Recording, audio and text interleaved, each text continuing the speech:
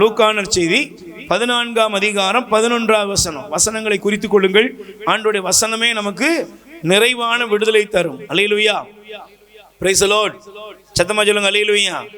14ஆம் அதிகாரத்திலே 11வது வசனம் படிங்க. தம்மைத்தாமே உயர்த்துகிறவர் யாவரும் தாழ்த்தப்படுவர். தம்மைத்தாமே உயர்த்துகிறவன் தம்மைத்தாமே உயர்த்துகிறவன் என்ன செய்வான்? தாழ்த்தப்படுவார். தம்மைத்தாமே தாழ்த்துகிறவர் உயர்த்தப்படுவார். Praise the Lord. இப்போ நான் வேதத்தில் சில காரியங்களோட வேகமாக காமிச்சிருந்தேன். 2 குறிப்பேடு 26-16. அதில் நீங்கள் வேதத்தில் எடுத்தீங்கன்னா பைபிள் ஒரு ராஜாவை சொல்லுகிறது. அவனுடைய பெயர் உசியா என்கிற ஒரு அரசன். Praise the Lord. சொல்லுங்க அல்லேலூயா. என்ன அரசன்? சத்தமா சொல்லுங்க. என்ன அரசன்? உசியா ராஜா. Praise the Lord. இந்த உசியா ராஜாவுடைய வாழ்க்கை என்ன ஆச்சு அப்படின்னா வேகமா எடுத்துக்கிறீங்களாப்பா? வாசித்துருவோம். அல்லேலூயா. 26ஆம் அதிகாரம் 16வது வசனம். தயவு செய்து எடுத்து வாசிங்க. உசியா வலிமை மிக்கவன் ஆன போது தான் அழிவுறும் அளவுக்கு ஆணவம் கொண்டான். பக்கத்துல கை குடிச்சுடுங்க. என்ன பண்றது? உசியா வலிமையான போது எப்படி ஆயிட்டான்? வலிமை வந்த உடனே அவனுக்கு என்ன வந்துட்டு?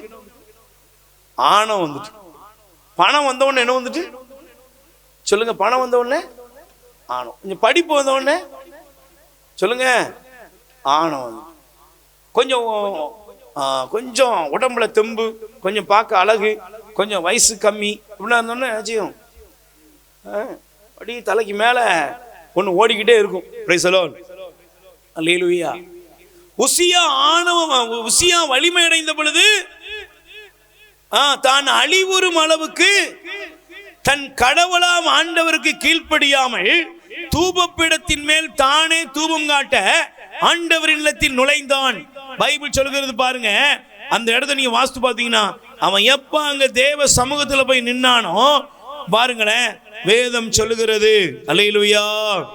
19ஆம் வசனம் சொல்லுது, உசியா இவ்வாறு அவன் தூப கலசத்தை கையில் பிடித்துக் கொண்டே குருக்கள் மேல் கோபமுற்ற போது அவர்களுக்கு முன்பாக ஆண்டவரின் இல்லத்தில் தூபப்பீடத்தின் அருகில் அவன் நெற்றியிலே தொழுநோய் கண்டது.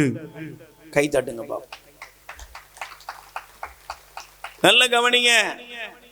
குருக்களுக்கு விரோதமாக, துறவிகளுக்கு விரோதமாக பேசுகிறவர்கள் மீது சாபங்கள் வரும். வருமா? சொல்லுங்க. நீங்க எழுதி வச்சுக்கோங்க. ஒரு சாமியார ஒருத்தன் அடிச்சான். அடிச்ச கை இன்னைக்கு இல்ல.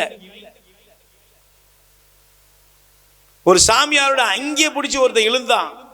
அவன் வீட்டுல பிறக்கிறதுலாம் பைத்தியமா பிறக்குது. நான் உங்களுக்கு காமிக்கிறேன். ஒரு சாமியார ஒரு பெண்ணோடு தவறாக ஒரு ஃபாதரை தொடர்பு படுத்தி பேசுற குடும்பம், அவன் குடும்பத்துல பாத்தீங்கன்னா குறிப்பிட்ட வயசுக்கு மேல ஆட்களே இருக்காது, இறந்து போயிடும். சாமியார் நல்லவரா கெட்டவரா நான் யாரையும் பேச வரல. பைபிள் சொல்லுகிறது பீடத்து மேல கை வைக்காத. அல்லேலூயா. தேவனுடைய ஊழியர்கள் மேல கை வைக்க நினைக்காத. பைபிள் சொல்லுகிறதுங்க, ஒருவன் எனக்கு ஊழியம் செய்தால் என் பிதா அவனை கனப்படுத்துவார்.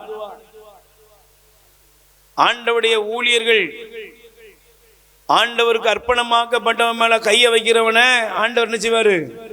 அவர் நின்று அங்க விளையாடுவாரு. Price the Lord. சத்தமா சொல்லுங்க அல்லேலூயா. நல்லா கவனிக்கணும். உங்க பிள்ளைகளுக்கெல்லாம், சின்ன பிள்ளைகளுக்கெல்லாம் சொல்லிக் கொடுங்க தயவு செஞ்சு. குருக்களை பார்த்தா கையெடுத்து கும்பிட்டு சாமி சர்வேஸ்வரனுக்கு சோத்திரம்னு சொல்லி கொடுக்க சொல்லுங்க. சில ஊர்கள்லாம் போனா ரொம்ப அழகா இருக்கும். பிள்ளைங்க வரிசையா வருவாங்க. ஃபாதர் இயேசு மெசியாவுக்கு சோத்திரம், ஸ்துதி, இயேசு மெசியாவுக்கு ஸ்துதி. இலங்கையில் நல்ல ஒரு பழக்கம் இருக்கு. என்னன்னா, எந்த ஃபாதரும் யாரை பார்த்து சொல்லி உடனே சொல்லுவாங்க, காட் பிளஸ் யூ ஃபாதர். சின்னவங்க பெரியவங்க எல்லாருமே. இங்க இல்லை சாமியாரை பத்தி ஏழைங்க பாருங்க. ஏவே என்னவே. Price the Lord. சாமி சர்வேஸ்வரனுக்கு சோசரம் போய் இப்ப என்ன இருக்கு? ஏவே தான் இருக்கு. அல்லேலூயா. நீங்க உங்க பிள்ளைகளுக்கு சொல்லிக் கொடுங்க. பெரியவங்களே உங்க பிள்ளைகளுக்கு சொல்லிக் கொடுங்க. ஆலயத்துக்குள்ள வரும் பொழுது நல்ல கவனிங்க, முழு பூசைக்கு போங்க, முழு பூசைக்கு முழு திருப்பலிக்கு போங்க. பூசைக்கு 5 நிமிஷத்துக்கு முன்னாடி இல்லை, ஒரு 2 நிமிஷத்துக்கு முன்னாடி பூசைக்கு முன்னாடி போங்க.